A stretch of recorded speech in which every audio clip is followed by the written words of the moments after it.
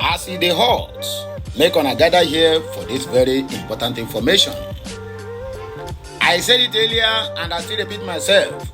2nd of December, a lot of things is going to happen before that December, being the declaration date for the Biafra Republic government in exile. A lot of things have been happening. We are witnessing the ups and downs. We are witnessing the attacks. We are witnessing the sending of a 5th-time suicide bomber to Finland to attack Simon Ekpa, probably to buy him or to force him to drop the agitation and declaration of Biafra, because 2nd of December is very sacrosanct and it is giving the Zoological Republic of Nigeria government a very sleepless night. Well, as I'm talking to you now, Finland have already come hard on them. Finland came hard on the Zoological Republic of Nigerian government, forcing them to extradite Ekpa. In fact, they are forcing Finland government to take the citizenship from Ekpa. For you to know how far these people are going. These are the people who are calling for reconciliation with the Boko Harams, ISWAP. They call for reconciliation. These are the government who keep on telling us that criminals who have been in one way or the other sabotage the economy of their country called Zoo, they later return back and call them repentant Boko Harams. They integrate them into the society. They call it radicalization. Most of them now are the militaries on the highways in the southeast, killing our people at ease. At any slighted provocation, because of their mission, they will just shoot you and they will make it clear to you that nothing is going to happen. This is the government. And I'm very sure that they have been sending making all manner of offers to the Finland government to extradite Ekpa.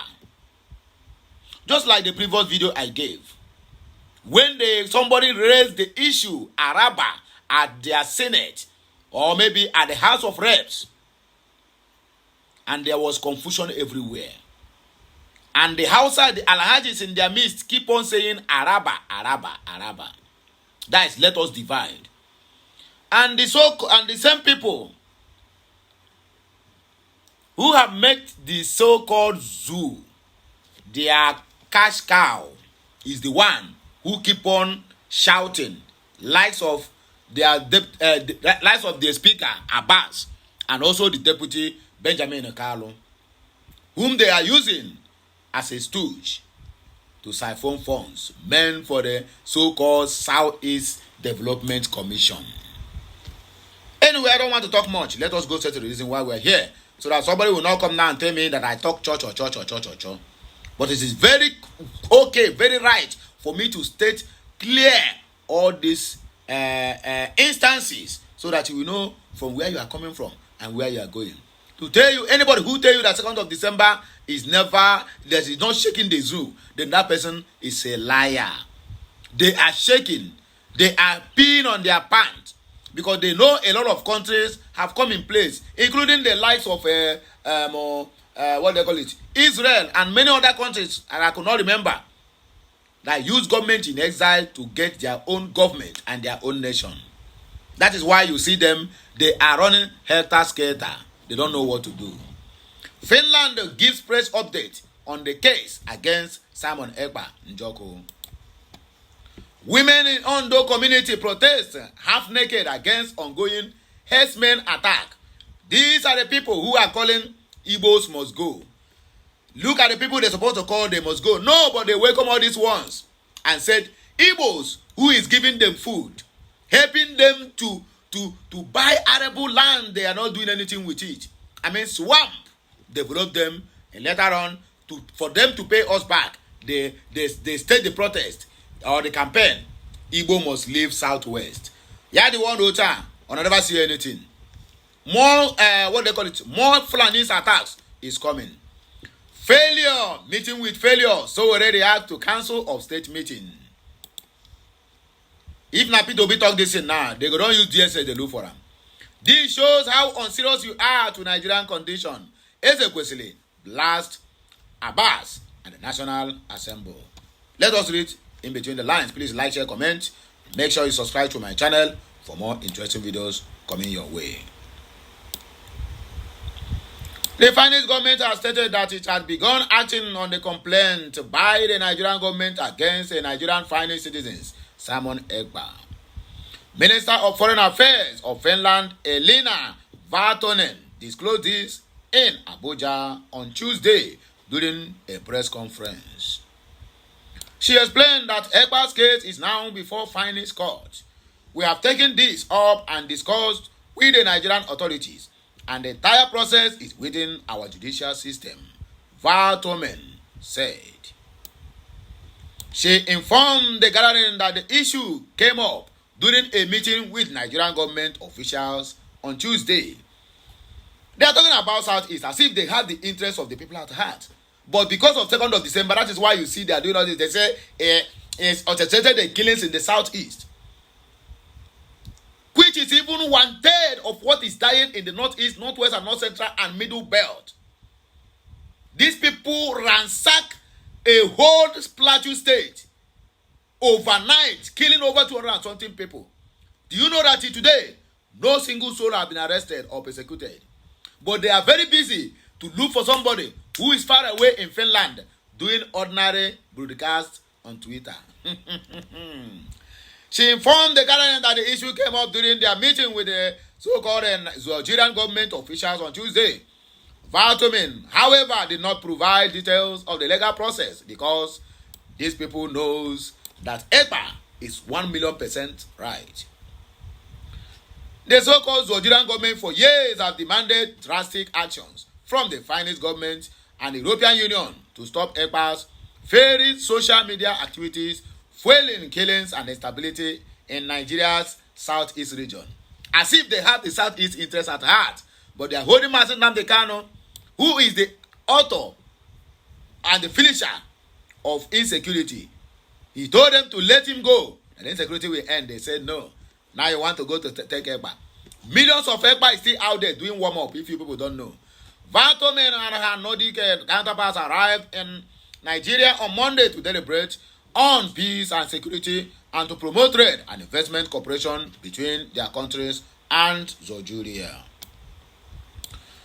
Others with her on the first of its kind group visit of Nordic countries. Top officials are the Minister for Foreign Affairs of Sweden, Tobias Billström, the Minister for Foreign Affairs of Iceland, Todis Kolbrun Ryford, Guy Fordia Nalekwafao, the State Secretary for International Development of Norway, Bjørg Sankaja, and the Under Secretary for Foreign Policy, Denmark, Mrs. Eva Marie Freda Baluz. The Nordic minister said they met with the Nigerian government and officials of the West African Regional Body, which is ECOWAS, happened yesterday, Tuesday. According to them, issues of security, economic cooperation, education, trade, and investments, and the rule of law, among other topics of shared interest, came up in the deliberation with the Nigerian government. Ekpa's case, which has strained the finance government diplomatic relationship with the Nigerian government, was also discussed. According to Ms. Valtonen, who avoided mentioning the name of the Nigerian finance citizen. According to Premium Times, the finance minister did not explicitly mention Ekpa's name, but her description of the case pointed unmistakably to the agitator, whose matter has created a fault line in the Nigerian-Finland diplomatic relationship. Valtonen stressed that the principle of the rule of law would guide Finland's handling of the Ekpa's case. Finland operates very strictly by the rule of law, she said, adding that the matter is not a political question, but an issue that will be decided solely by Finnish courts. She said, it is a question to the judiciary system, and both our judicial system collaborate on this matter, and we hope that we will be able to close it soon. They thought this Finland is like Kenya or UK. Nara. They don't protest naked because of a herdsmen attack. Now the people will say Igbos must go, and I never see anything. Women from Akoko South local government area in Ondo State staged a half-naked protest voicing their outrage over the persistent kidnappings and killings allegedly carried out by armed herdsmen in their community. The protests, concerned about their safety, called for immediate action to curb the violence and restore peace in the area. According to Sahara reporters, the demonstration followed the killing of a 34-year-old farmer, Sunday Ayene, in Oba, Oka Akoko by suspected herdsmen just a day earlier. Dressed in a virus garment and without head coverings, the women marched to the palace of the Olubaka of Oka Akoko, Oba Adebori Adeleye, during a security meeting to express their frustration and demand justice. Singing war songs, they condemned the recent violence and called for an end to the attacks. They also reported incidents of rape and crop destruction on their farmlands by the herdsmen. The women vowed to resist any further harassment, torture, and kidnappings by the armed men. One of the protesters, Abigail Ojo, explained that they were on the verge of abandoning their farms due to the ongoing violence. She urged the state security agencies to find effective measures to protect them. No, they will not. They are going to Finland and Kenya. But look at what is happening in their backyard. In response, Obadeleye assured the women that their concerns will be taken seriously and promised to escalate the issue to the state and federal governments for urgent intervention. He acknowledged that the Akoko communities were already grappling with significant security challenges. Failure, meeting with failures. Sowore reacts to the Council of State meeting. Now you fit talk this in P2B cannot. Nigerian activist Umere Sowore has shared his thoughts on the Council of State meeting presided over by President Bola Ahmed Tinubu on Tuesday at the presidential villa in Abuja. The former African Action Congress AAC presidential candidate described the meeting as a failure meeting with failures. Okute News report that former President Goodluck Jonathan and Muhammadu Buhari were physically present at the Council of the State meeting, but ex-military head of states Yakubu Gowon and Absalom joined virtually. Ex-President Olusegun Obasanjo neither attended physically nor joined online. Tuesday's Council of the State meeting is the first presided over by Tinubu since assumption of office as president. During the meeting, Tinubu got a vote of confidence from members of the Council of State who condemned the end bad governance in Nigeria against the current administration. Oh, they condemn it. However, posting on X, Sowore wrote, failure meeting with failures. Today in Abuja at the presidential villa, a former failed president at Muhammadu Buhari had a meeting with the current failed president at official bat.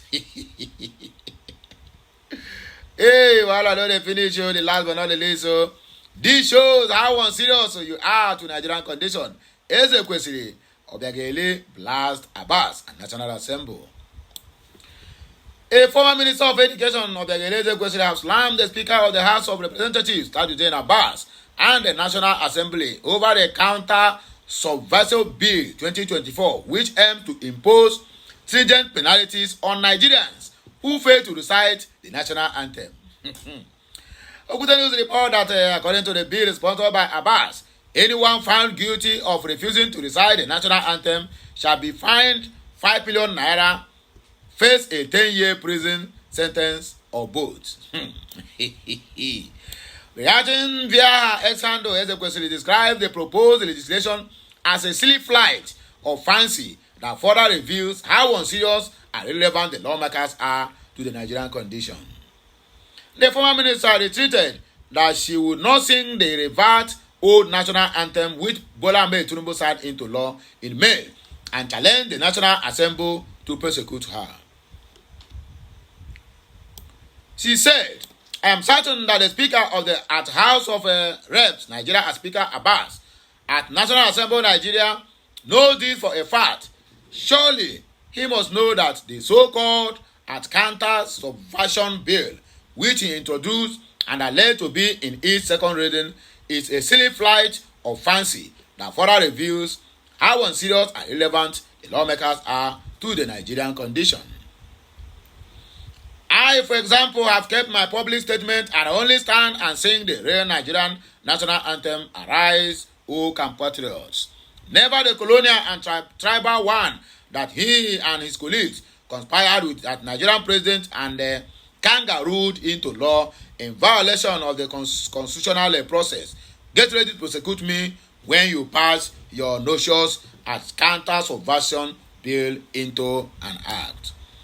But before then, please know that if there is any group of Nigeria that deserve a subversion act, it is you and your colleagues at that Nigerian National Assembly who consistently subvert the progress of Nigeria and her people through your legendary public mismandamus that accumulate into bad governance.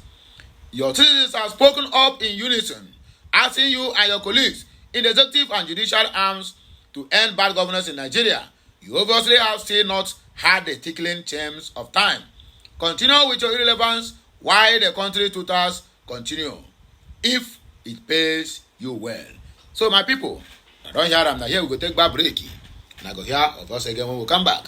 Please like, share, comment, and make sure you subscribe to my channel for more interesting videos. Now here we go take leave on now. Make sure you enjoy this one. I'll be right back. Bye for now. Okay, Messiano.